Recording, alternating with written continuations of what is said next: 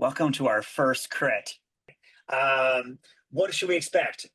First, our esteemed experts. I don't know if we're calling us reviewers, experts. We'll figure out the right nomenclature. They're gonna just quickly introduce themselves. Then we're gonna have three student presentations, 15 minutes each. So like 5 to 10 minutes of presentation. And then our expert panel will kind of riff a little bit. But what we really wanted to do is also just leave plenty of time for Q&A, conversation, sharing. Because my goal here is honestly, I just want to make more makers, and I want to just have this sort of like spirit of openness so we can all help each other grow. And I know there's some like really talented people, talented experts assembled here, but also like talented people in the community. So like, let's have a conversation, and it should be really fantastic. And then closing remarks. I don't think I'll need 5 minutes. I'll probably run the Q&A like right up to the very end, and then release you all back into your the end of your work week. So with that, okay, here are your experts. But we will go one by one and do some quick introductions. Carla. Hi, everyone. My name is Carla Diana, and I am the head of the what was 4D design, now interaction design department at Cranbrook Academy of Art. So I'm coming to you from suburban Detroit. I have had a career as a designer that specializes in physical things that have some digital component, and was head of design for the robotics company that you see here, which is Diligent Robotics. And I wrote a book about these experiences that's called My Robot Gets Me, that I hope you all would enjoy. I should also note that Carla gave a wonderful presentation to Futurespaces, futurespaces.com. Come check it out. Check it It was out. really fantastic. Dom. Yeah, hey everyone. My name is Dom Gokgoz. I'm a Los Angeles-based design director and experience designer. I come from a themed entertainment background, so started at Universal, was an Imagineer for a while, and now kind of have settled here at Figure Eight, creating what we call Experiums. And still a painter, still a builder, and really happy to be here. Hey, thanks, Dom. Jasmin. Hi, everyone. Really nice to meet you all. My name is Jasmin Jodry. I'm based in New York. I'm a creative director and experience designer. And we just talked about that the path to experience design is never straight. And it's true for me, too. I had a career in motion graphics directing. Then I worked in experiential brand experiences. And now I mainly work in themed entertainment, creating story living experiences where participants connect for memories and potentially transform. So looking forward to look at all the work today. All right, fantastic. Oh, and I should also note, also Dom and Yasmin also both had Futurespaces talks, so check those out as well. Julian, we're going to book you soon, Hey but introduce yourself. everybody, I'm Julian Rad. I'm a creative director based in New York City. I have also had the long and winding career, but one thing that has come up a lot is technology. I was actually on the team that did the first ever live audio video webcast back in 1995. I also worked on Sony's reality systems, back when 3D video was all the rage. And I've got a couple of products that are out on everybody's phones. And I also worked on the Skunkworks team that created the Vive headset. So, and most recently was an artist in residence for Cosm for their shared reality experience. So yeah, super stoked to see what everybody's doing today. Fantastic. Okay, so we have three amazing presenters today. We chose these presenters because they have some different approaches and some really interesting work, and I think it'll just sort of it shows the range of experience design, but also just like the depth of this practice. So with that, I will hand it over to Sara for our first presentation. Sara, you ready? I will stop the share. Take it on over. Okay, everybody can see my screen? Yep. Great. Okay, hi everybody. My name's Sara. I'm a creative technologist with a background in mechanical engineering, and I'm currently completing an MFA at the Parsons Design and Technology program. My thesis project, My Grandmother's Bedroom, is an interactive VR experience that explores personal memory, intergenerational connection, and the way physical spaces preserve identity. Users engage with the digital recreation of my grandmother Barbara's bedroom, interacting with her personal belongings that tell the story of her life and my relationship with both her and her space. So I conceptualized this project a little over a year ago. I was tasked with coming up with an idea for a semester-long project, and I was really interested in this idea of how spaces can be reflective of the people who inhabit them. And I wanted to explore the potential of preserving these spaces. When trying to explain this concept to others, I kept going back to my grandma's room as an example, and eventually it clicked for me that her room would be the perfect subject. My grandma Barbara lived with my parents and I for 17 years. I had no siblings, but she was basically my third parent and best friend, and I spent a lot of time with her in her room while I was growing up. She passed away almost 8 years ago, but her room is in nearly the same state that it was when she was alive, and her presence can still very much be felt, both through my own memories, but also the sheer number of artifacts, furniture, photos, and other unique objects that she collected throughout her life. I decided to recreate the space digitally as a method of preserving it, but you might ask, why do it in VR? Well, I wanted to recreate the experience of stepping into the physical space, really feeling the intimacy of the room without actually being able to go there. And the other benefit of VR is that it gives people the opportunity to closely interact with and hold the objects in the space, which is not something you would be able to do in a typical museum environment, for example. So a little bit about how I constructed the digital environment. It was really important for me to authentically recreate the space as much as possible, and there was only so much that could be done with pre-made assets. So using 3D scanning for much of the furniture, where it was important to preserve the topology and texture, as you can see in the bed in the top right corner. And I also created custom models to recreate specific objects that I wanted represented, such as the vanity that you can see in the bottom two photos. Left one is the real version, right one is the one that I custom modeled in Blender, and then I used a texture, an image of the vanity as a texture, because this is a type of object that you wouldn't be able to scan since it's metallic. And it was this same technique that I used to recreate most of the photos that you can see on the walls. With the exception of a few items, everything you see in the experience is laid out exactly as it is in the real space. My grandma made this easy for me in the way that she put the photos on her wall. For example, one wall is entirely black and white photos. Another corner just has photos of me. And this made it this easy to create the interactions, which I'll talk about in the next slide. So because there's so much going on in this small space, I needed some sort of visual cue to guide the user through the narrative. Glowing lights invite the user to interact either by hovering over and clicking on larger objects or grabbing small objects such as photos. When they do, it triggers an audio narrative related to the object. They can listen to the audio while they examine the object in their hands or simply let themselves be immersed in the space while they listen. I spent a while thinking about how to teach users how to interact with the space and also how to let them track their progress through the experience. And I want to do so without breaking the immersion, so it had to be something that was integrated into the environment. My grandmother always kept a desk calendar that she would write her appointments on, so I decided to recreate this calendar, but instead of tracking months, it tracks segments of the experience and the objects that people interact with. This calendar serves as the anchor point of the space. Users are dropped into the environment, given the opportunity to look around, and then are invited to interact with the calendar on the desk. By ripping off pages, they're introduced to the experience and the interaction mechanics, and then they turn to the first chapter and are invited to interact with the photo on the desk right in front of them. So the audio narratives that users listen to include both my personal memories and family history and are retold by myself and my mother. The narrative follows my own personal journey of discovery about my grandmother's life, the context for which I really didn't fully understand until I started researching for this project. It starts with my childhood memories, simple sensory moments tied to familiar objects, her jewelry box that I admired, the rug that I used to lay down on while we would watch old movies together. As users explore deeper, the story expands. Through photos and heirlooms, they uncover parts of her life I only learned about as an adult. Growing up poor in Brooklyn, her family's history of Jewish migration, and the shifts in class and stability over time. What seems at first like a small personal room gradually reveals a complex intergenerational story. And by the end, the space takes on a new meaning, just as it did for me.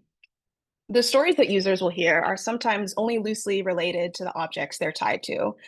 More abstract connections invite users to reflect on how memory and meaning aren't always tidy or linear. So for example, when the user clicks on a photo of my great-grandfather's bar mitzvah, this is what they'll hear. My grandfather and his brother at their bar mitzvahs, Russia. What year do you think that was? Well, let's see. My grandfather was born in 1901. He came before he was 13. So that would have to have been 1914. Okay, so my grandfather was one of either triplets or they were twins in another one. I know you've heard this story. There was the great-grandmother, my great-great-grandmother.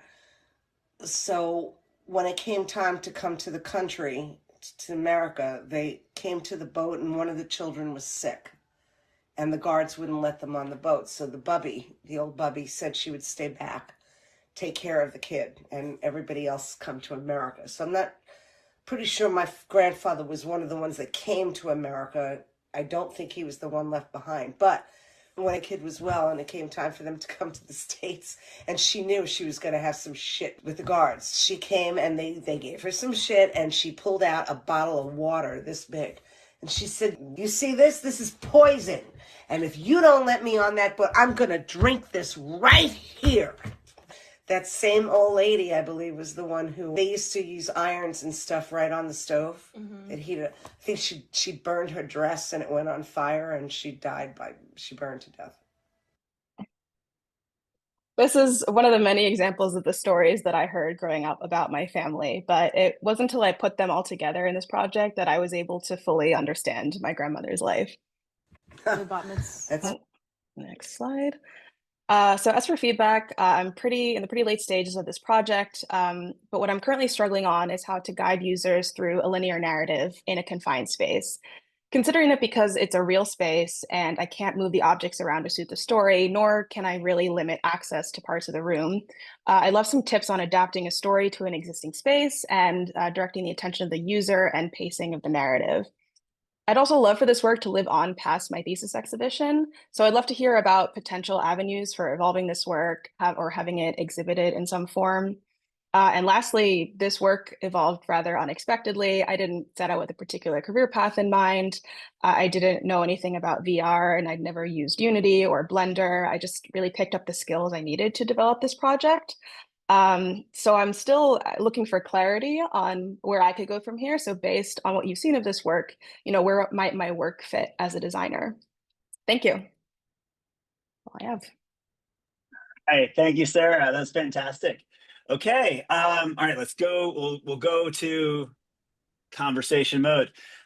So which of our experts has first thoughts? I can go first. Sarah, thank you so much for sharing this beautiful project. I think it's amazing. I wish your grandmother could see what you did with all those memories. It made me really emotional seeing that, how much profound influence she had on her life and really validating that. I think the way you staged it and created it is so tactile. It's beautiful, it's personal, and then revealing the background layer that this is really bridging multi-generational history, right? Like everything right now, I mean, I live in New York City, everything is monoculture and these little bubbles. So creating bridges for multi-generational incentives, I think is really, really contemporary right now and much, much needed. So we understand and learn from other generations. I also think it's a form of mourning probably for you, for your grandmother in a really constructive way, In terms of your questions, how you can guide an audience in a static environment, you could do it like, for example, Sleep No More does it, They use affordances in the space to guide attention. So you could have subtle lighting shifts. The audience will follow the lighting and look where the lighting is. If some light streak is coming through the window and landing somewhere, you will immediately guide the audience's attention to it. You can also do it with ambient background sound that is directional in the space. They will follow that. And then you almost, even though it's a three-dimensional space, you almost create little chapters. First, they look in this section, or they look in this section, or if they turn, maybe then algorithmically your sense of hierarchy, the way the sound guides it could change. How this could evolve, I could imagine perhaps this is just one memory in a bigger sequence of memories.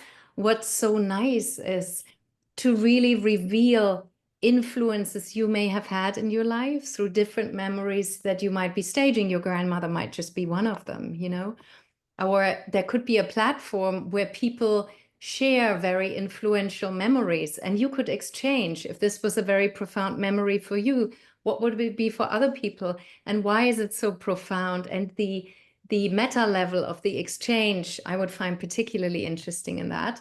I could also see that you create this in real life in a museum to make it more tangible, and people actually look at the room. There are historical objects and manifestations, right? So yeah, if you have any more questions, let me know. Thank you. Jasmin. Carla, it sounded you had something you wanted to share. Oh yeah. I mean, first of all, I want to applaud. I also come from a background in mechanical engineering, and I want to applaud you for finding your creative path. I know what that's like, and applaud you for being scrappy about. I think that's what's happening now with a lot of us is we're doing Blender and Touch Designer and Python and figuring out how all those pieces go together. And I think you've put it together really beautifully. I was going to suggest that you give yourself permission to not be completely literal with every aspect of it. I think sometimes we make rules for ourselves around our designs, and so just be kind to yourself and giving yourself that permission. And then I would suggest some device. I think what Jasmin has been suggesting is really great around following the light or having some light. I was also going to suggest having certain treatments, like perhaps there's a lighted or glowing frame around the things that are interactive, because I do perceive that may be something that could be confusing for the viewer and maybe frustrate them if they feel like, well, I thought I could interact with this and this looks just like this. So if you can find some device to make, if it's a frame or some kind of color coding or some kind of glow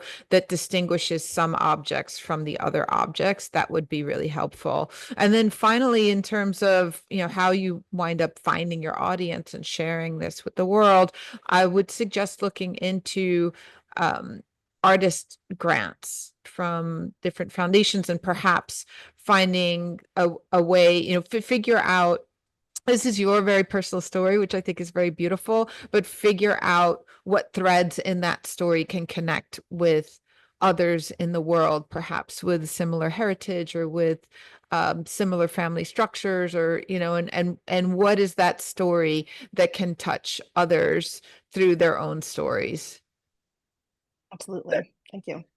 Okay. All right. So I'm sorry. Go on, and then Mind if I go we'll go to the quickly? next.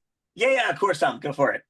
First of all, really lovely presentation, and I really enjoyed the experience and the storytelling here. It's incredibly authentic, and it just feels like a very modern representation of like object permanence. It's almost like this like living sarcophagus in a way, in this like really beautiful way, and I really appreciate that.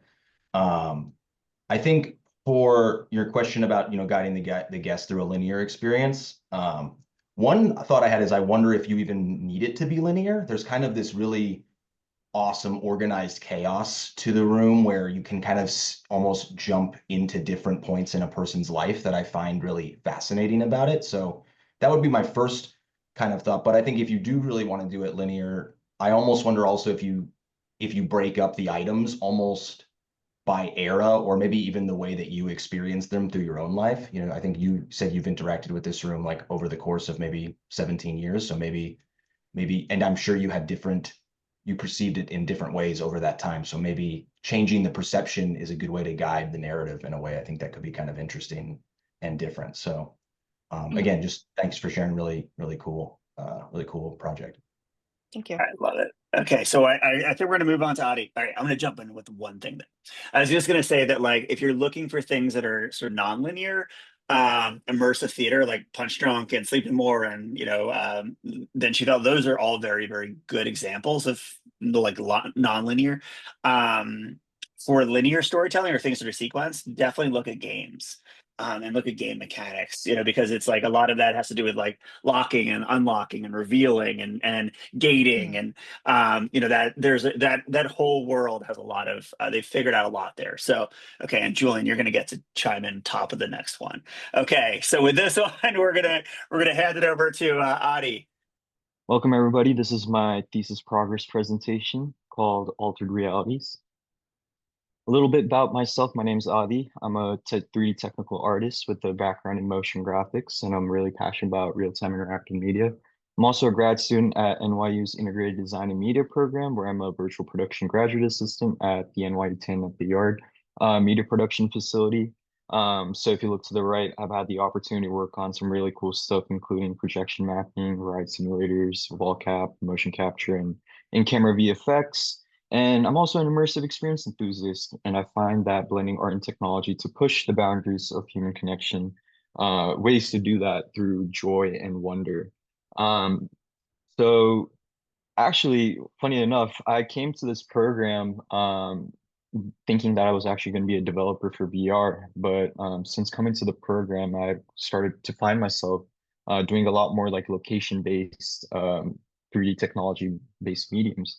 And throughout my pre-thesis class where we research about our topics, I started looking into like how the VR market's doing, and there seems to be some sort of sentiment of stagnation with that market, and actually a growth opportunity within location-based experiences, especially within the high-tech and contemplative immersive exhibitions lines.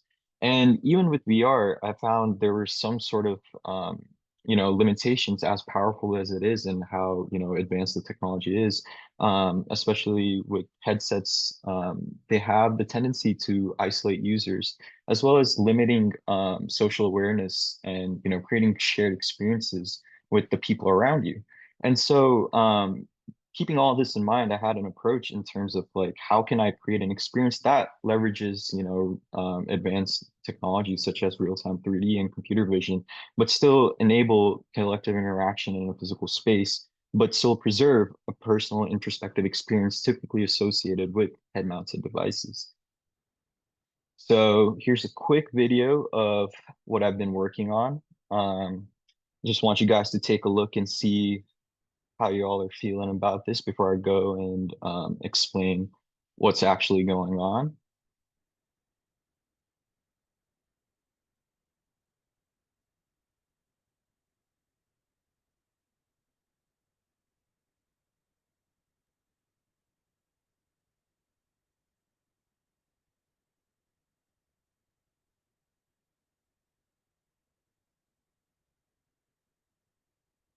All right, cool. So what did you guys just see? So basically my project Altered Realities is inspired by neo-psychedelia, and it's an interactive digital magic mirror installation that reveals your reflection within a surreal dreamscape. And so how was this made? So utilizing an Orbicepto depth camera, it's very similar to, if you guys are familiar with the Microsoft or the Kinect cameras. They pretty much are able to be used to capture depth data. And with the Orbic specifically, you're able to capture subjects as point data, and then it's being able to convert it into geometry in Touch Designer for real-time graphic manipulation. So if I go ahead and zoom in right here, you can see that from one camera, which is actually really cool, is that I'm able to recreate myself in 3D point geometry and be able to manipulate it and such. And so the target demographic, obviously, for me is like, I want to be able to make it accessible to as many people as possible. But in terms of like, if how I were to sell it, and be for explorers seeking to blur the line between self and spectacle. Some of the key technical features which I've been able to implement so far is perspective tracking. So basically, I'm able to face track and dynamically adjust the perspective of the digital environment, which responds to the viewer's movement in real time. So if I move my head left and right, the digital environment moves along with it. I'm also using remote control effects, which are triggered by OSC, and some of the effects which I have are delay slices, particles, and shifting the color. And then the last one, which I wanted to highlight, was distance control masking, which is the camera detects individuals within a specific distance and masks out everything behind it after that distance so that, you know, you can enable that private experience for that one individual. So why should you care about this? Altered realities is an immersive experience that is in a shared space, which allows people to converse and engage around you. So in the whole grand scheme of things in terms of technology, I feel like it's moving towards a more more of a path of isolation where I'm trying to think about ways we can use creative technology to bring people together. And so I've broken up this experience into three parts where people around the experience can observe and stand around the person participating without visually intruding them. The participant obviously is able to stand in front of it and have, you know, that private experience, allowing them for, you know, an uninterrupted interaction. And then the last thing is guiding. So me as the designer is able to remotely kind of VJ the experience for the individual. So each individual can kind of have their own unique experience. And once the participant is done, they can also come back and look at what I'm doing so that, you know, we can all have like a cohesive, well-rounded conversation around what's happening around this experience. So where could this be showcased? So I think there's two ends of the spectrum. One can be more towards like the artistic side of things, where it's like in an immersive digital gallery where scale is, you know, manipulated. So I have a demo of it on a giant LED wall. So if you guys have been to like galleries such as like Mercer Labs or Innerd, they have a lot of like cool high-tech, you know, large scale installations, and you can definitely see it being utilized there. And then it could also, on the other end of the spectrum, be something related to a brand where, you know, a brand can, you know, have custom-made effects and graphics just tailored for them so that they can, you know, engage with their audience in venues such as trade shows or pop-up experiential events. And so lastly, I have some further adjustments since this is still in progress and I'm very much open to feedback from the group, but these are some of the things that I'm already keeping in mind. The first thing is implementing audio. So audio reactivity is also something that I'm looking into to manipulate the environment and such, additional VFX. So like I said, I want to be able to kind of VJ this experience for individuals and make it kind of unique to each and every one who has the ability to see this so that they're not seeing the same thing over and over again. And then just UX considerations in terms of like refining the user transitions when a person kind of like comes in, sits down and leaves the experience, as well as like the people around it and seeing how it's working and such. And then also implementing gestural responses where if a user like kind of raises their hand or something, there's a surprise effect and such. And yeah, thank you so much. Feel free to reach out. I'm open to work. My email and website is right there for y'all to check out. Adi, thanks so much. That's fantastic. All right. So any thoughts or feedbacks from our experts to start? Oh, Adi, you want to stop sharing for a sec? Yeah. Let me go. All right, we'll go into face view. Cool. Julian, do you want to jump in? Sure, let's jump in. Adi, thank you so much for laying all that out. It looks really great. I like how well you're thinking about these things. Obviously, you've already called out two different applications where it could work: large scale, like, you know, gallery space, as well as like, you know, an experiential interactive piece. If you haven't looked at the competitive landscape out there right now, like take a look around, because I know Rodeo FX has done something similar to this. I know that there's a couple other companies that have like, you know, the interactive screen that picks up your movement and interacts with you. But the thing that I really, really like that you're hitting on is actually one of the core problems I had when I was working at Cosm. Because at Cosm, what we were trying to create is, I don't know if you know Cosm, it's a big, huge dome. Yeah, massive dome. Anyway, one of the things that I was working on with them was, okay, if the Cosm is a world, and we spent all this time building this world, what happens when we're inside the world? If you poke the universe, does the universe poke back? And the thing that you're hitting on with VJing different effects, with utilizing different spaces in order to create custom experiences for each person, you're starting to lean a little bit more into that idea of we are all unique individuals. We move through the world individually. The universe should react to us differently. And that to me is super interesting. And I think that like, like if you start really opening up some of those ideas, you can start to like, really take that last step that so many, virtual and augmented and shared reality, creators are struggling with, which is like, yes, it's so clean, so digital, so immersive, but it's also so cold and so like, so flat and so 2D. Like, how can I give it depth? How can I give it warmth? And one of the best ways to do that is for the world to be aware of you.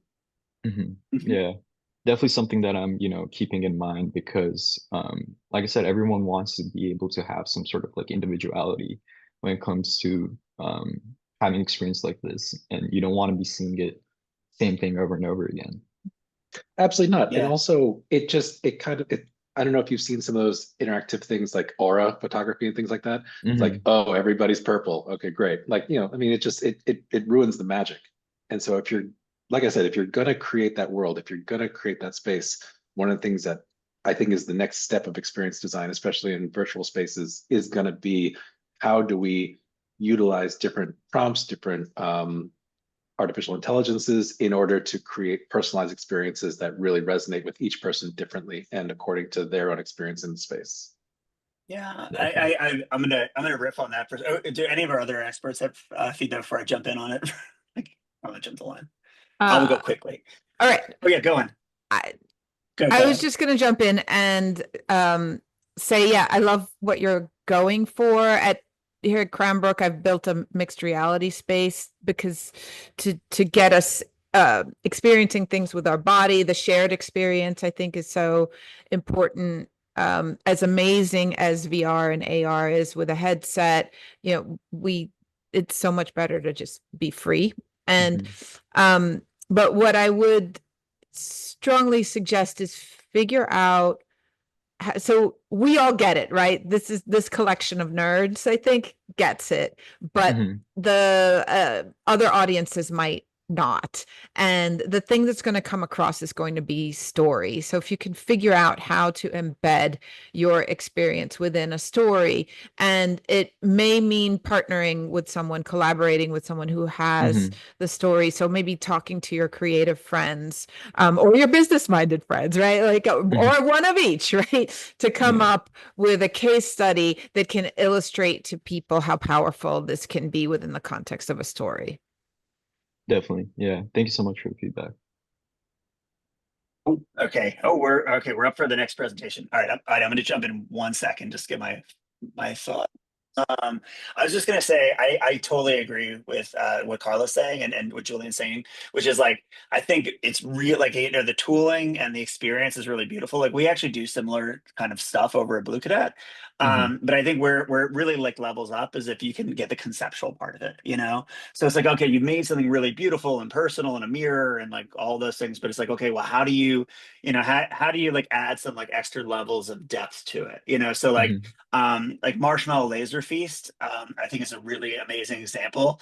Barney, like the stuff that they're doing, like a lot of it ties back to like living systems, and there's like a lot of philosophy and psychedelic like stories like that are born from that psychedelic movement. And like in some ways it's like, you might need to like sort of turn off your coder brain and like just like turn on your literary brain a little bit and then just like get like the depth of content in there, and like I think that'll really make it kind of it'll ground it and make it really make it powerful. Definitely. Yeah. Thank you so much. Absolutely. Okay, Paul, you ready? Looking good. Okay, fantastic. All right. Good morning, good evening, good afternoon, everyone. I'm Paul Mendoza, an event producer for Creative Communities. Thank you to Futurespaces and our distinguished panel of judges for this opportunity to present my work, and well done to Sara and Adi on their stellar performance. Today, I'll be sharing Emnate Studio, an experience design group project from DMBA, or the MBA in Design Strategy program at California College of the Arts in San Francisco. I'm currently pursuing design strategy and event producer roles in the themed entertainment and location-based experience industry. So the feedback I'm looking for today is guidance on the best practices to present work like this as someone making a mid-career pivot. So let's get into it. Question for the chat. How many people on this call have at least one tattoo? Drop a line in the chat if you'd like to share how many tattoos you have, or if you have a description of your favorite work of body art. My team at Emnate Studio has a wide range of experience with tattoos. Ken has dozens of them. Camila had several. Ivana and I have none. And Amira was looking to get her very first. But what we all had in common was a respect for the practice and the communities that tattoos build. So we were eager to learn more about this market. Here we go. Next. Our research consisted of experience teardowns for traditional parlors, tattoo-centered startups, and home kits for temporary ink. We conducted 6 interviews and also provided our own testimonies about the tattoo experience, asking questions about their decision-making processes for tattoos and what changes they'd like to see in the process. And we filled our knowledge gaps around tattoo artists and shop owners through secondary desk research. And to get a better sense of timing, we designed an impact model and 2 parallel journeys for the tattoo selection and application process, and found the most common time sink for folks on their first tattoo journey was a search for significance and meaning. How do you know you've chosen the right artwork or artist? And how do you say what you want to say to the world, to your friends, to your family, to yourself in permanent ink? A core question we asked our interviewees involved the counting and categorizing of their many tattoos, and we synthesized this data in a 2x2 framework. The x-axis runs from individual body autonomy to a social or shared relationship with our bodies, and the y-axis runs from nostalgia for the past to aspirations for the present and the future. This mapping exercise revealed a gap in this situational market. Should I just leave it outside, though? I'm sorry? No. Hello? Oh, don't worry, we muted it. Keep going there. Yeah, go on. Keep going, Paul. I'm sorry. Okay. This mapping exercise revealed a gap in the situational market, which is the aspirational body collective in the upper right. To wit, the majority of the tattoos reported by your interviewees can be roughly described as inward reflections around something in their past. But what would the customer journey look like if we instead looked outward and towards the future to find meaning in body art? Would a service or experience in the aspirational body collective quadrant be time well spent? So to test for this, we iterated through several prototypes to explore the possibilities with this quadrant in mind. We built 2 maquettes anchored in the extremes of the 2x2 framework, nicknamed the Cherished Metaverse and the Sonic Expanse. The crit we received on those maquettes broadened our horizons to consider bright light and outdoor environments and wellness practices as a contrast to the low light, insular indoor environments of most current parlors. Then we assembled a low-fidelity outdoor micropilot with found furniture and simple paper prototypes to test our hypotheses around tattoo selection. Would a standardized vocabulary around body art styles help guests find new value in their selection? And would a group of providers deliver something more meaningful than just one individual? And what role could wellness practices play in anchoring a guest's frame of mind while selecting tattoos and then getting them applied? Finally, we plotted out a pop-up space in SketchUp and spent under $1,000 on materials to furnish an 8x8 corner of CCA's main campus. And the main barometer for the success of this retail pop-up was the following challenge statement: invite the tattoo novice to inhabit the world of body art with confidence and compassion. So unlike current digital services or traditional parlors, Emnate Studio is a tattoo experience that spends time well by building guests' confidence through open dialogue about the world of body art, mindfulness rituals, and the freedom of a temporary application. And it also saves time by simplifying the art selection process in a delightful and accessible way. And that art selection process was my primary contribution to the project. And here's a demo. This is Emnate Studio's tarot card sort. This interaction can run in less than 5 minutes, but can go for much longer, educating guests on 8 primary tattoo styles, identifying their ideal style based on the natural environment of their choosing, and 3 simple A or B questions. We ask guests to do a breathing exercise and imagine a location in the world that holds special meaning for them. We identify a primary element in that location, either land, water, or sky. And then we select a card deck based on that element. And then we ask the guest if that body artifact with that element would be simple or complex, quiet or loud, and freestyle or structured. Revealing the final artwork, guests can confirm their choice by writing their name on the card as a personalized keepsake, or they can explore all 8 options in that deck to their own content. These 8 different types are watercolor, fine line, illustrative, dot work, black and gray, geometric, ornamental, and black work. which constitute the majority of styles that we had found in our research. The tattoo tarot reading becomes a signature moment in the Emnate Studio experience, mapped out on Chaos Pilot's 5e framework. We start with enticement through our large posters and a check-in greeter. We then enter into onboarding through a series of standard identifying questions and a survey that was either filled out in advance or taken on the spot. The signature tattoo tarot moment is happening simultaneously on the left and right sides of the installation to optimize for footfall and guest capacity, which is a lesson that we learned during the micropilot stage. The second half of the engagement is the application of a temporary tattoo based on the results of the reading, opening with breath work and calling back to the original visioning exercise from the tattoo tarot signature moment. The exit is a Polaroid of the newly applied tattoo, which is included in an aftercare bag, along with the personalized tattoo tarot card selected during the signature moment. And to extend the experience, we follow up with guests the following day with additional aftercare instructions and more information on all the artwork available on the day of their visit. Our team was very pleased with the time spent with each guest in the signature moment and our ability to see a high volume of guests with minimal wait times. We aimed for 20 odd guests in the 2-hour time frame, but we ended up doubling that. And the increased capacity came from something surprising to us, that guests often wanted to be seen in pairs. We planned for a solo experience, but many guests found value in sharing this with a friend, which served our goal of building a collective even better than we had originally planned.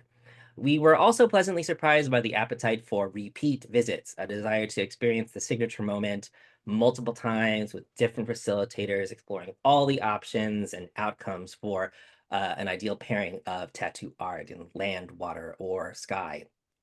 For future opportunities at Emnate Studio, the pop-up uncovered 3 possible directions. Pre-selected artwork was a major constraint for us.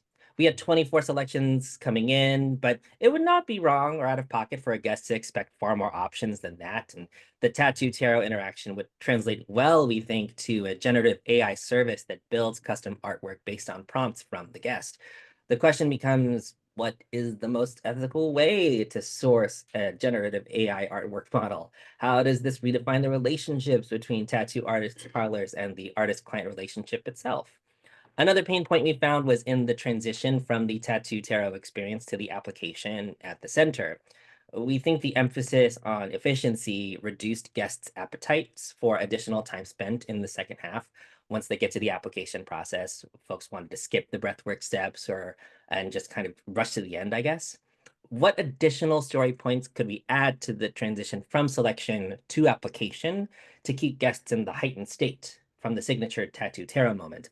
And finally, we would like to revisit the integration of AR and VR technology that we explored early on to try out body artwork on a much larger scale. What techniques can be gleaned from healthcare or fashion retail or immersive experiences to simulate the mapping of an entire sleeve or back? And how might that mapping change in real time based on guest input? Perhaps the biggest surprise and delight of all is the challenge statement that we formulated for our guests could easily apply to our team, to the 5 of us. I think that's what I've enjoyed the most about experience design as a discipline so far. It allows me to inhabit the world with confidence and compassion, thanks to a highly effective set of tools and frameworks we utilize to manage our work, our decision-making, and our relationships. But, that's a whole other talk. So for now, thank you to Ken, to Amira, to Ivana, and to Camila for their brilliance. Thank you to Elizabeth Glenwinkle at CCA for her wisdom in designing this course. And many thanks to all of you here at Futurespaces for your time and attention. Drop me a line on LinkedIn. You can read more about Emnate and my other case studies at appalled.com. I'd love to stay in touch. Be good to yourselves and to each other. Have a fabulous day. Excellent, Paul. That was great. All right. So any sort of initial thoughts and feedbacks from our experts? Yeah, first off, Paul, I know that you have come to experience design through a very long and winding path. I'm assuming that that path also took you through the strategy and human-centered design frameworks, because very extraordinarily well laid out. Love how you did your research. Love how you evolved and interacted with your audience in order to glean insights and all those other fun things. Really fantastic. Very cogently laid out. And yeah, if you don't have a gig at IDEO already, you can just go over there and they'll hire you immediately. It's right? So far as the feedback that you're looking for, I'm wondering initially, what do you feel is missing from the tarot experience into the end experience? Is it a moment of connectivity that people will have with their design? Is it a space for them to take personal ownership and start seeing themselves in the art? I'm wondering what, like, because like I hear you that you're looking for adding that moment. So I'm wondering, like, what was missing in the emotional journey your audience went on when they came out at the back end? Great question. When we first tested the tattoo interaction in the micropilot and then translated that into the final build, there was a desire through Crit to find more of that ownership. Like people were ready like to put their name on something, and ultimately by pre-selecting artwork, the ownership can only go so far. Like you are then essentially one of 24. I think a lot of the joy and the discovery of tattoo artwork and its meaning is the feeling, however real or illusory it might be, that it is really unique, that it is really tied to you, which is why so much of the artwork that we had found self-reported was really something very personal for people.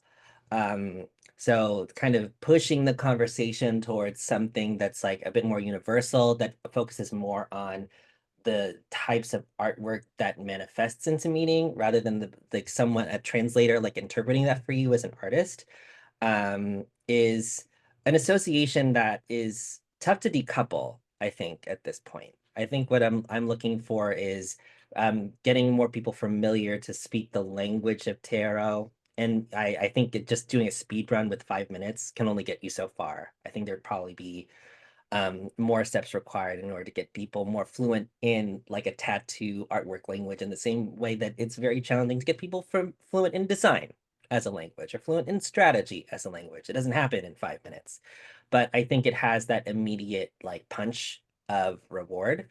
It's just a matter of extending that experience so that guests would continue to want to invest more time with us and be more literate, I think, in approaching artists and parlors that provide the service. Yeah, I think I think you're spot on right there. And I think that understanding that timelines need to expand sometimes, like, like when you've got a condensed experience, it's only going to get you so much. And then being able to elongate that the time that people spend immersed in your experience is going to give you a different result. And sometimes that's not possible in a slap comp. So but yeah, I think that you're taking all this like, with the right perspective, and you're looking at it very cogently. So applaud that. One idea that sparks out of this particular conversation is perhaps your whole package is perfect. The experience design is perfect, nothing to add, but the personalization of the tattoo, I do see some optimization opportunities there. So perhaps you could make tiered experiences. You have the mass marketed experience where they're just getting whatever's on the tarot card, easy peasy done, lower ticket, less time. And then you have a tier 1 experience where perhaps there is a live AI artist, Midjourney or whatever, sitting there. And if people wanted a more personalized take, that artist could relatively quickly, 20-minute session or something, tweak the design, and maybe the tarot cards are just the prompts, not the final image result.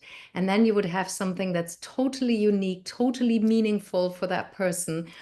And so that's one idea. And the other one, the breath experience. Breath can be good in painful experiences to lower the parasympathetic nervous system. So I would imagine the breath experience, perhaps resonant frequency breathing or something, 4/6 breathing, happens during the application of the tattoo, because that can hurt. So maybe put the medicine when it's most needed right at that point, right? Because they got nothing else to do except putting their body part out and waiting for needles to go over it. So perhaps if they have guided breath work there, it would help them over the hump. Those are excellent notes. Thank you so much, Jasmin. I appreciate it. It reminds me of something that we ended up cutting from the final build, which we had recruited students who were known for drawing tattoo flash work on campus. And we had simply thought of them as a way to entice. It was the enticement part of the 5E structure. But offering that next tier beyond standard flash that's on the cards is just that's very good. So I'll definitely keep that in mind. Thank you so much. Dom, you had a few. Yeah, I had a couple. I first of all, really well put together presentation. I think the way you flowed me through the experience, it was so clear and easy for, I think, anyone, even outside of this very awesome industry bubble that we work in, could understand. So really well done with that. For me, you know, I work so much, like space to me is like everything in these kinds of experiences also. And I think that to me is where I would almost look for your next step in this. And obviously there's like limitations on locations and budgets and things like that. But I really think bringing in this experience into a space that really feels like it lives in it, you know, tarot and tattoos and these things and wellness. I think those three things are all like, they all have an image you kind of put in your head together. And I wonder if the physical space that you actually are able to deliver them in, if it was more integrated into those themes, would almost encourage people to feel more comfortable with the process and feel more like they're in a space where that this kind of like the story you're trying to tell lives, if that makes sense. Very good. Yeah. I mean, because right now it's just like it's kind of living in a vacuum. It's living kind of like in a blank canvas. I think additional context would help for sure. Absolutely. Yeah, and I would echo what Dom is saying in that in the image, it feels the space feels really well designed, really well thought out, but actually kind of very clinical for what the spiritual and emotional journey you're describing. The other thing I'm really interested in is, I think what Josh was suggesting in the chat around the temporary tattoo, or is there like what value there might be, and this would have to be, explored with your research participants, but what value there would be to have a tryout of, live with that tattoo for a week as a temporary tattoo, and I know you have the VR experience, right? But there could be a projection mapped experience where you don't need the headset, and you could feel how it is. Your friends could take a picture. You could live with that picture. You get feedback from others. I mean, it could go in two directions, right? I think you've shown some great insight into the power of your research participants, and so it could go two directions. It could be like living with it just makes you change your mind, or is overthinking. It could be an overthinking thing, but I think it's worth exploring. Yeah, our team was very aware of our tendency to overthink, especially for our Amira, who is like really focused on getting like her first one, And as far as like where it could go, I mean, my first thought right now is that Sara and Aditya, I'm gonna hit you up after this, because like between the VR experience and then the mapping, like I kind of feel like I met the right people today, Yeah. And we storyboarded it, but then ultimately went with something more lo-fi to validate the idea, just for feasibility purposes. But yeah, I would lean personally maybe more towards projection than VR, but I love being wrong. So I think adding like that interaction with technology just adds more value and would potentially heighten the experience. So I appreciate the insight. Great. I'm going to throw one thing out there quickly, which is I think one thing that might be interesting is to do a little bit more thought around the persona. So, like who are the different audiences that you're going for, and like what are the outcomes? Because if you really wanted to say like, okay, this is really about that person who like is trying to get their first tattoo, and they just are in that indecisive thing where they just can't get there, and it's like getting them from that to like actually getting tattoos. Like, well, then you can really optimize for that journey.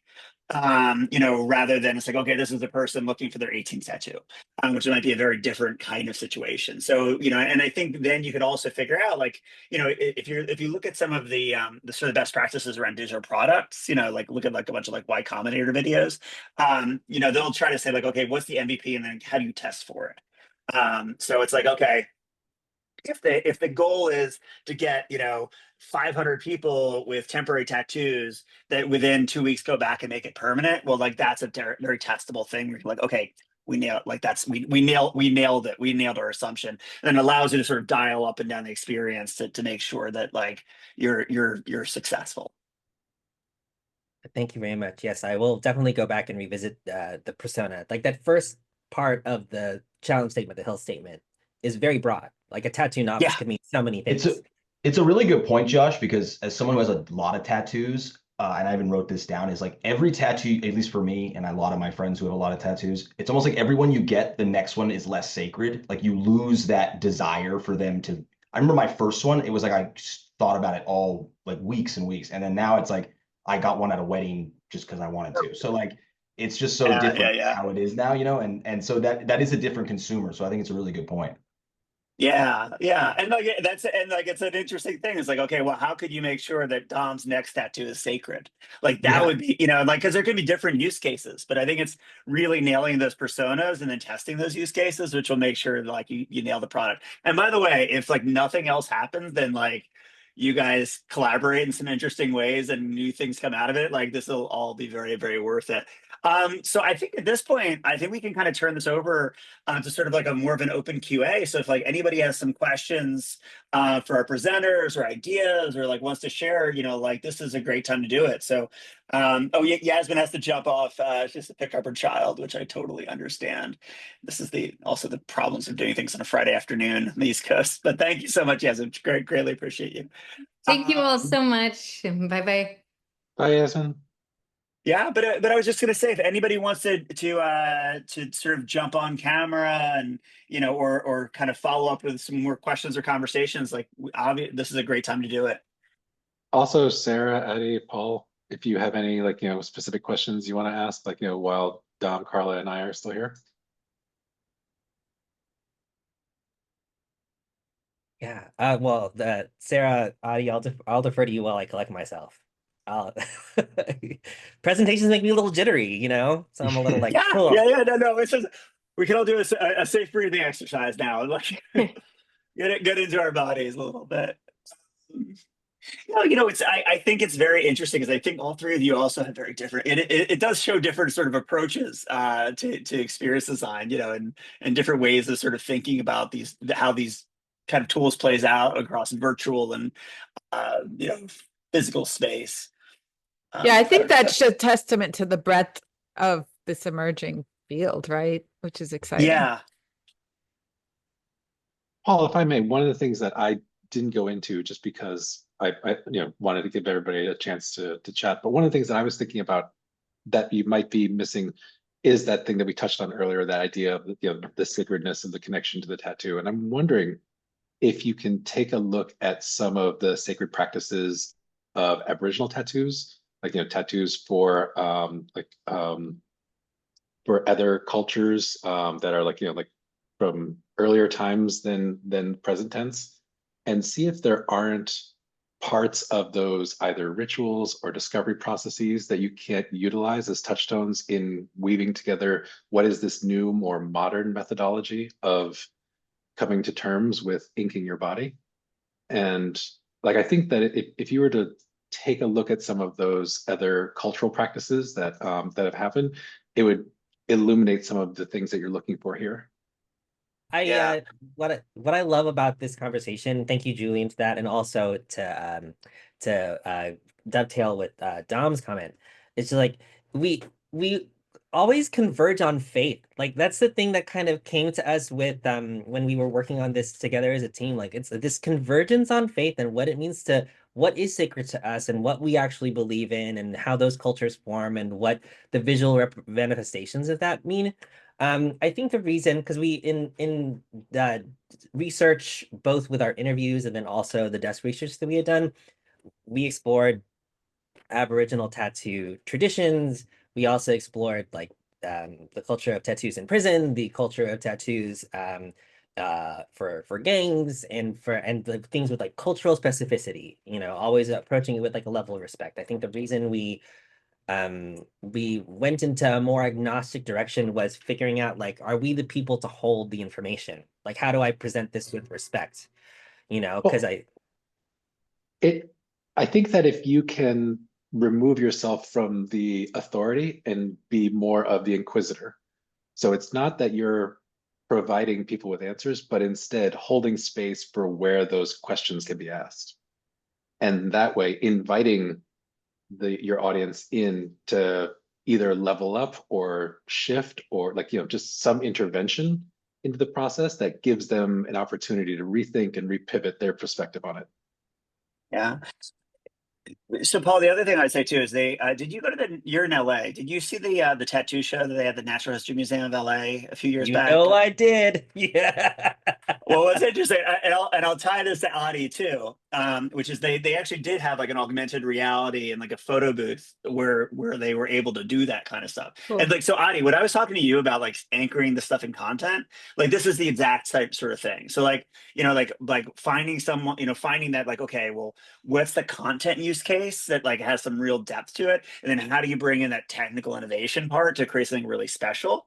Like that can be really, that sort of thing can be really special. And then also Paul, like I would say too, like I actually have Chris Weisbart, who also presented at Futurespaces, worked on a bunch of those experiences, had to make an introduction. But like if you're looking for someone who's the cultural authority, just find the damn curator. Like I'm like, my superpower is being shameless and just reaching out to people, and you'd be surprised how open people are. If you're like, hey, I'm doing this thing, you wrote this book on tattoos, like can you share with me a little bit, like let them be the experts, because they probably have the PhD. Yeah. I saw very briefly someone flash their hand up. Does someone have some? Okay, let's see, any other questions here? Oh, Eric. Hello. Hi, good to see you all. I'm outside in sunny Oakland.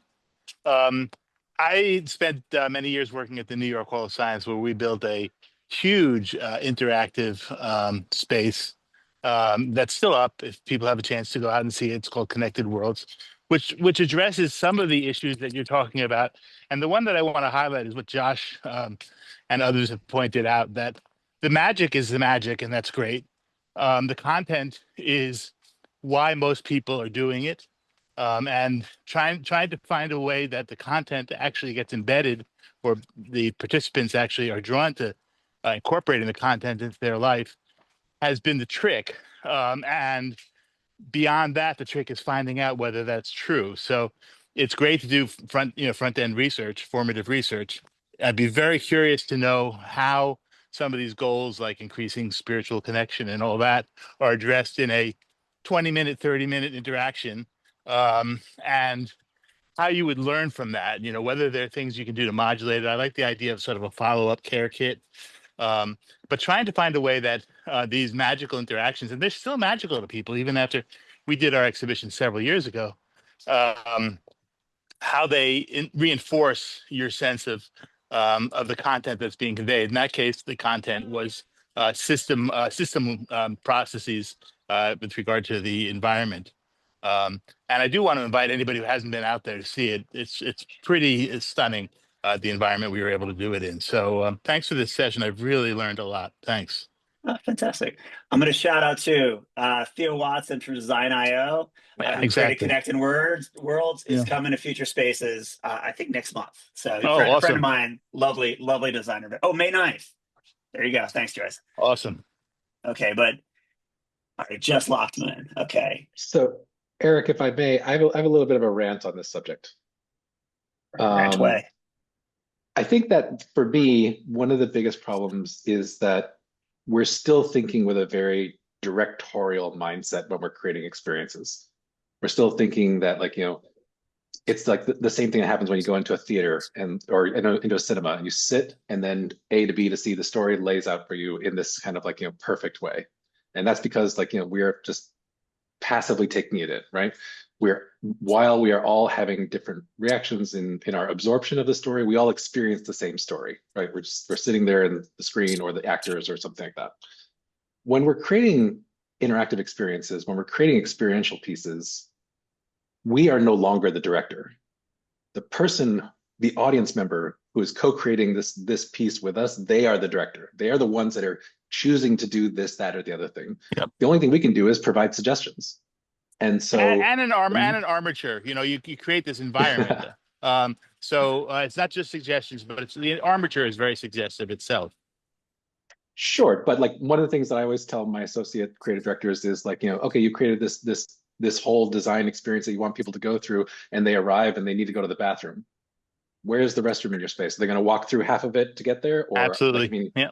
you know, like, so ultimately, I think that in the end, what I always try to do is like remove myself from the conversation of whether someone is transformed by a piece, but just Hmm. make sure that I'm asking the right questions that can prompt in them that conversation with themselves. Because ultimately, like how, like I can lead a horse to water, but I can't make them drink.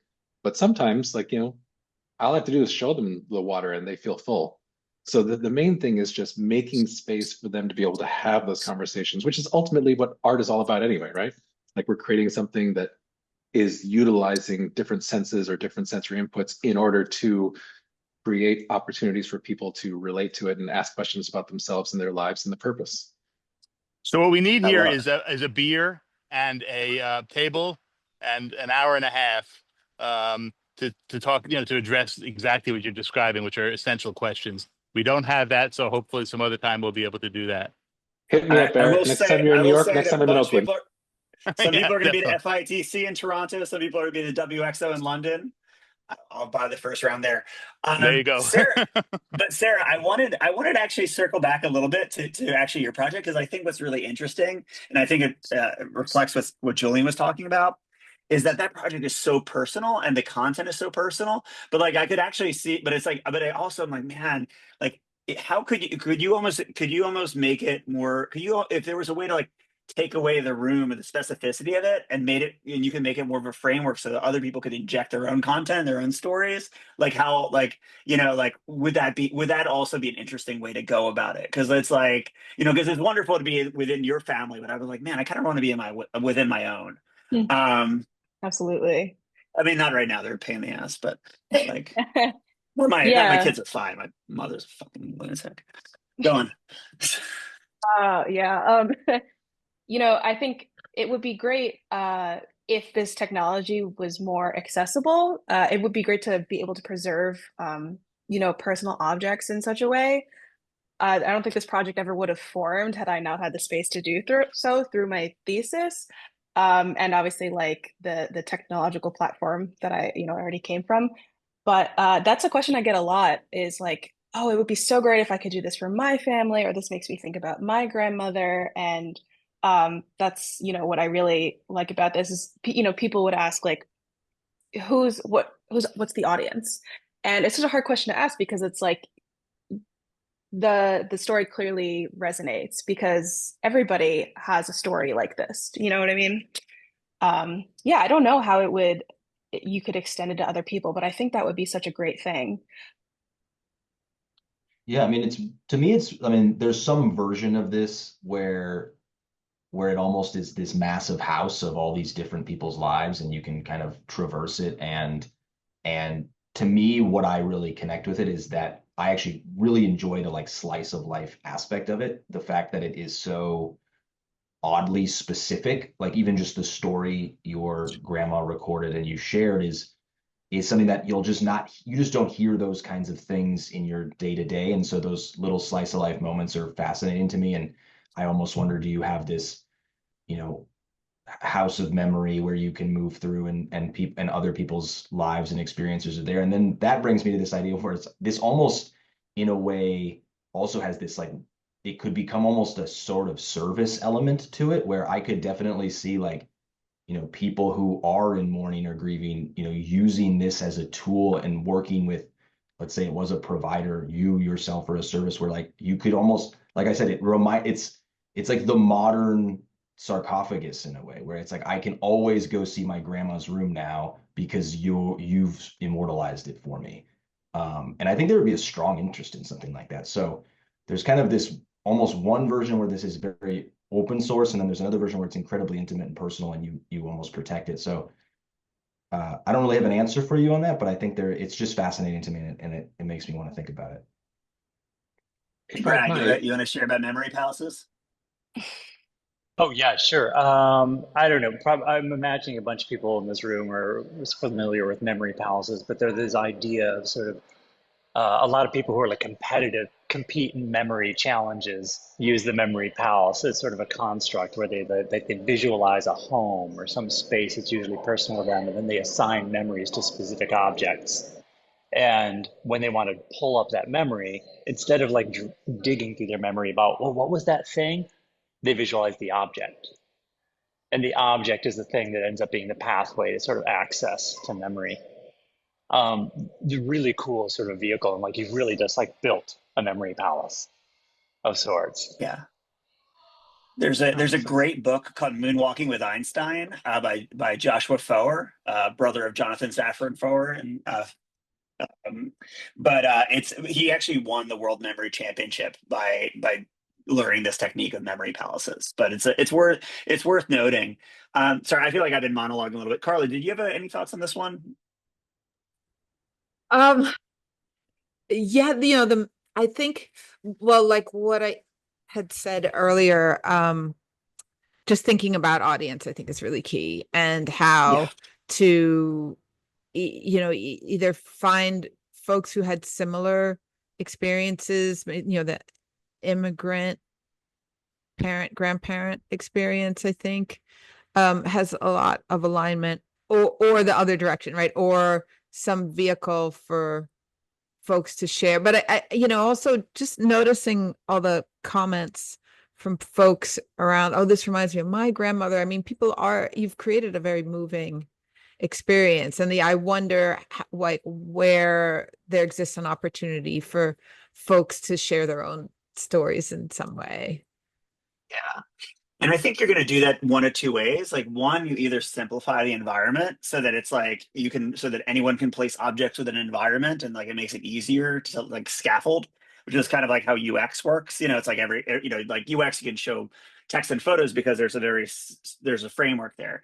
The other way is you go to someone like Adi or someone who's is a design technologist, because there's some really cool tools right now where you can like literally take a photograph of an environment and it can generate a 3D mesh for you. And so like, it's like those two things will kind of be like, chasing each other for some time. But there's some I think there's some cool opportunities there to make it more platformy. Yeah, I will say, way before I started this project, in one of our courses, we did 3D scanning.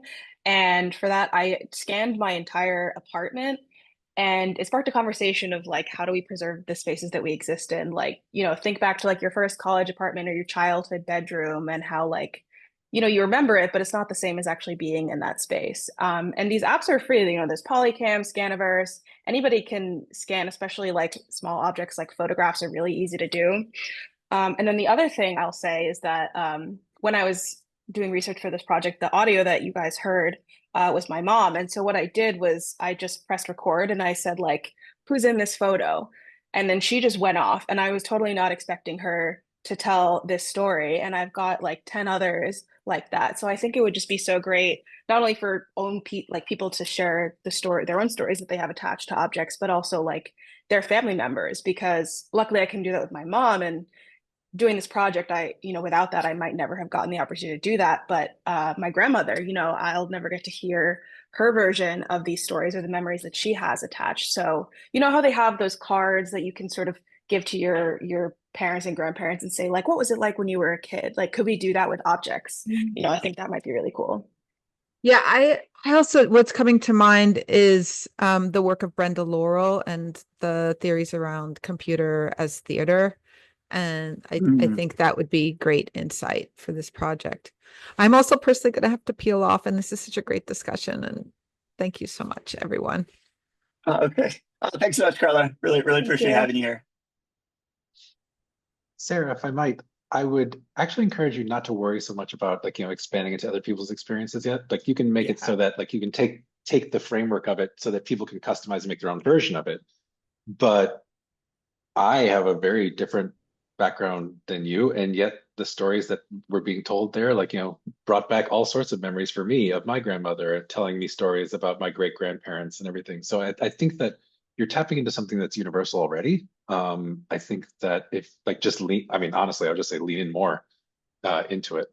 The usage of objects as it's already a very human thing to have, like, an object be a mnemonic of some memory or time or place or something, right? And then like just to like embody that in a digital space in a way that literally brings that memory to life, I think is a wonderful gesture that you're utilizing to very good effect. Absolutely. Thank you.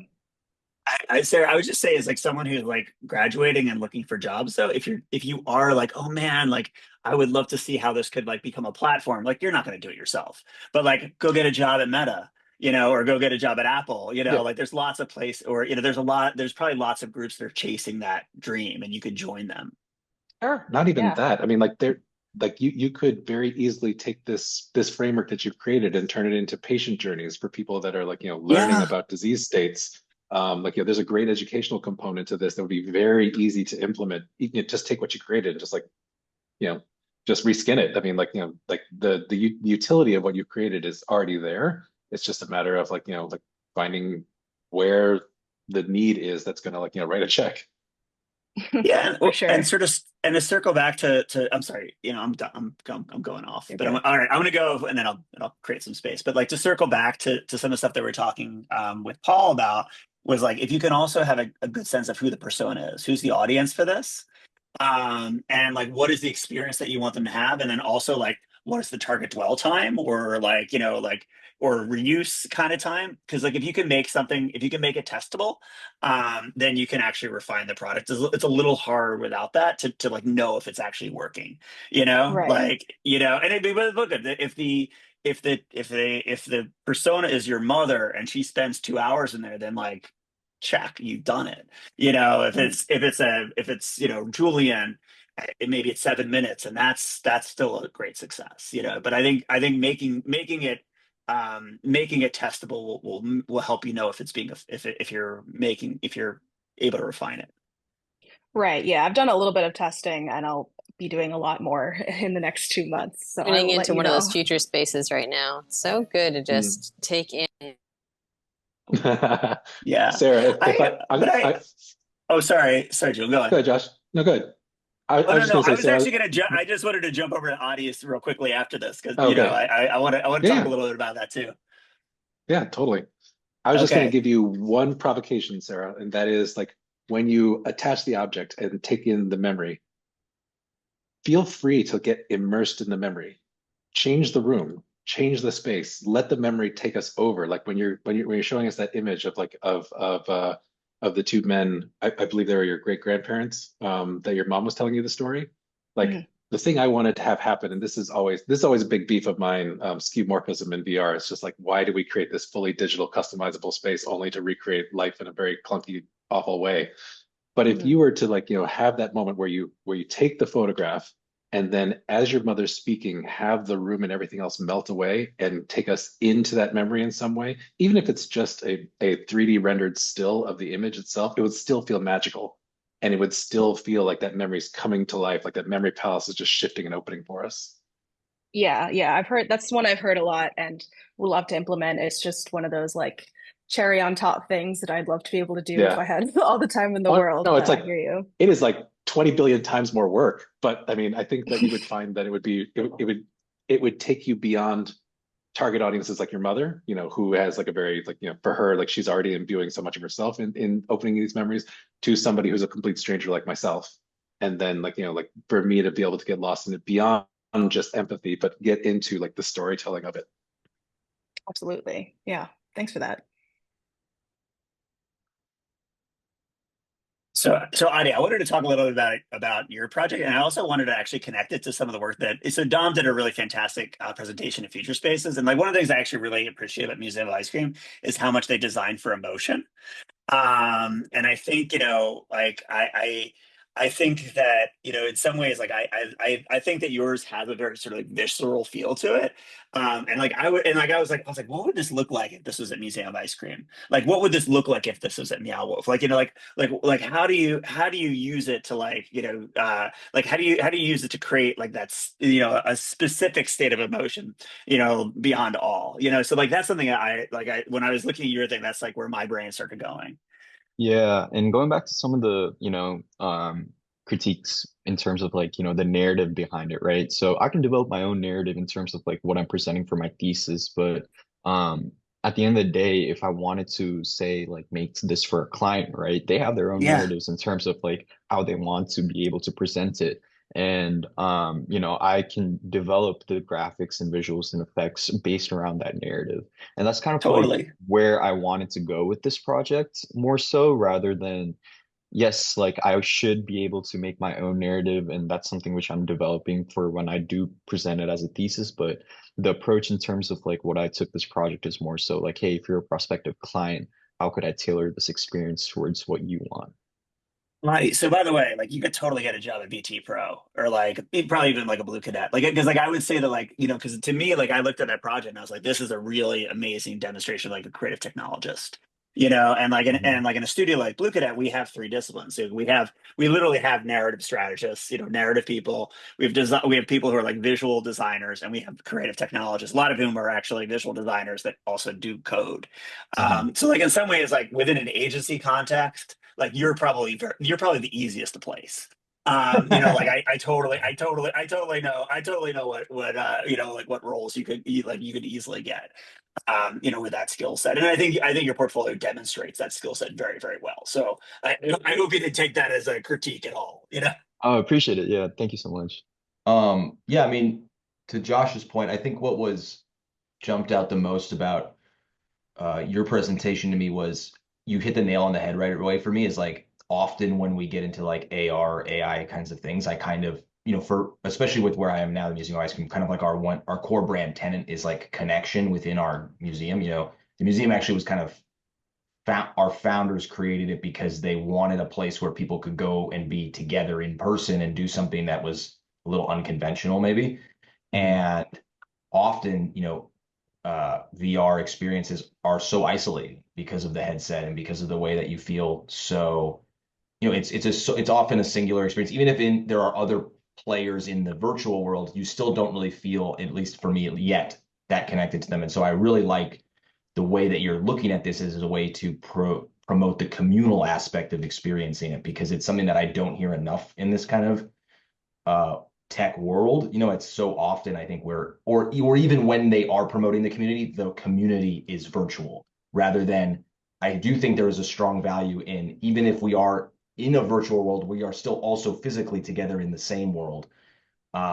Because there's just another level of connection I think you can reach on that place. So to me, that's where it becomes intriguing to me, because normally at the Museum of Ice Cream or Figure Eight, you know, we wouldn't normally probably do a solo or a virtual reality kind of experience because of the fact that it doesn't physically connect us. But I think using this as a platform in a space where the guests together could have a fun, sweet ice cream experience, maybe it is virtual, but they're all with each other.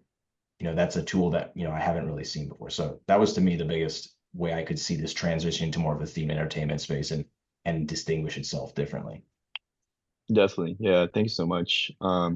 That's definitely an industry in which I'm trying to look into as themed entertainment. Because for me personally, this project is what I really see it as, like somewhere in Disneyland or, you know, Universal for like their tailor-made experiences and stuff, especially since I'm leaning more towards the fantastical side of things as well. Addy, check out Yeah. Rodeo FX. Rodeo FX has a couple of these modules that they have done for Netflix. Yeah. Specifically, like you go through an experience, and then you have this like, you know, interactive 3D experience that is essentially their new version of like, you know, take a photo of you in the experience kind of thing. Only they're giving you a visual prompt to like, you know, elicit a response. And you know, to your point of like, you know, taking IP and relating it to the technology that you've got, exactly what they did. Like, you know, they needed a thing, so they created it and like, you know, customized it to, in that particular instance, Stranger Things, and then like, you know, had people like, you know, giving reactions to like monsters coming after them. Cool. Yeah. And Thank you so much. I think it would be, you know, and particularly if you're thinking about like themed entertainment, a lot of that stuff, like or even stuff like Museum of Ice Cream does, a lot of this stuff does skew towards children, you know, and like so thinking about like, you know, like what are the color palettes that we choose? What are the types of experiences that would be like really like fun for them? So it's like, okay, if I had an ice cream cone and like, could you do color recognition to figure out what flavor it is, and then do some crazy things based on that, you know, like kids would go crazy for that shit. Like, you know, it's like, you know, like that, like, and I think those people who are in those brands thinking about those types of users would be like, yeah, this guy gets it. This guy gets it. So again, it like almost comes back a little bit to more of that persona development. You know, it's like who is your client, but then also who are they, you know, who's their customer? Who are they kind of trying to attract?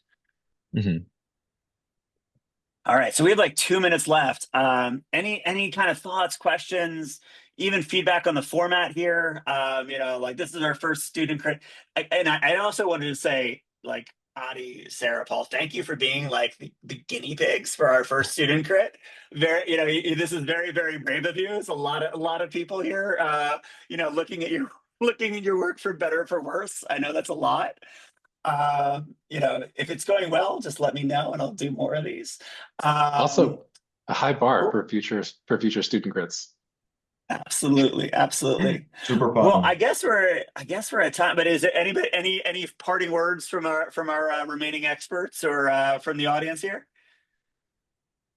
I'll just say thanks, Josh, for arranging this. This was really great. I didn't shout out any of my socials, but if anybody wants to talk further about anything, this is such a great conversation. So feel free to find me on LinkedIn or Instagram or wherever.